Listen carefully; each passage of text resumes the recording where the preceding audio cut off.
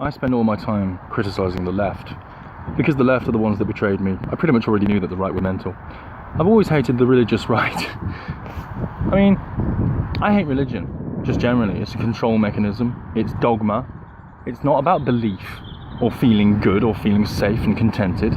It's about controlling masses of people and making them war over each other with another mass of people over an invisible man in the sky who might or might not be a paedophile.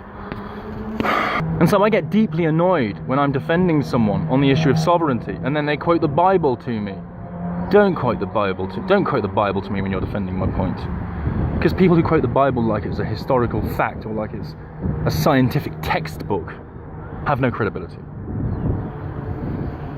That's the problem with InfoWars, in my opinion. They have too much of the Christian preacher stuff going on, which is at odds with Paul Joseph Watson and the obsession with social justice warriors and all the stuff he focuses on, and all the stuff that most of the young contingent, all the people that come in, all the trendy YouTubers and hip young vloggers, all the things that they talk about, all the things that we talk about, are antithetical to that Christian virtue signaling, which is all it is. Saying, yeah, Jesus is coming, yeah, bless you, brother. That is virtue signaling. You're just signaling your virtue. You're not stating fact. You're not doing anything other than just believing lies. Just like believing CNN. And so you can believe there's a war between good and evil. I can believe that the construct of the universe is a bit more complicated, is a bit more metaphysical, is a bit more to do with the programming language of the universe, which puts out these consistent patterns like Fibonacci spirals and branches and fractal algorithms and so on, and all these programming languages manifest themselves in the life forms that grow on this planet, and that's why the inner world is the same as the outer, and you get spirals in things like the galaxy and in DNA and so on. So the map of dark matter in the universe is actually like a giant Wi-Fi network connecting the universe and all the stars to each other with an invisible electricity network that Tesla tapped into. That's what I believe about the universe. I don't believe it's a battle between good and evil. I don't believe in God. I don't believe in Allah. I believe in the metaphysical construct of a giant intergalactic brain. I don't believe all those stories when it says God said to so-and-so. How can he say to anyone if he's everything?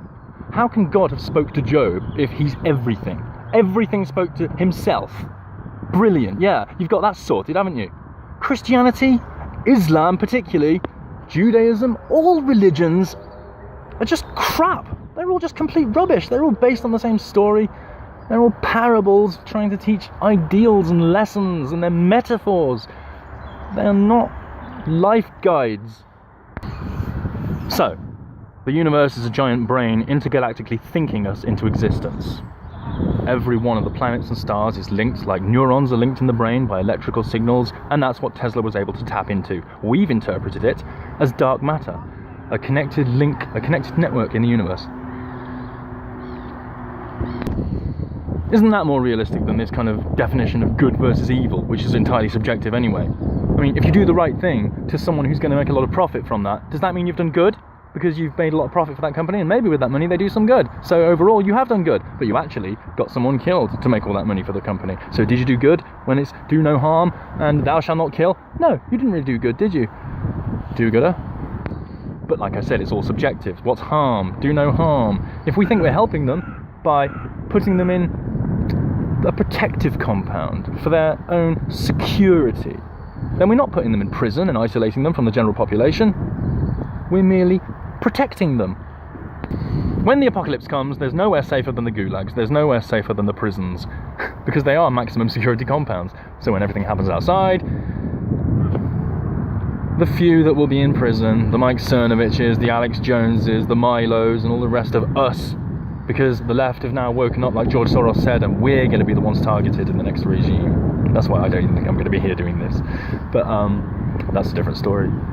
This story is the story of life, the story of the universe, the story of the unfolding of humanity, and the story of the rebellion against the global establishment and technocracy. That's the paradigm that we're living through. That is the reality of our situation. And I really wish it wasn't, but it is.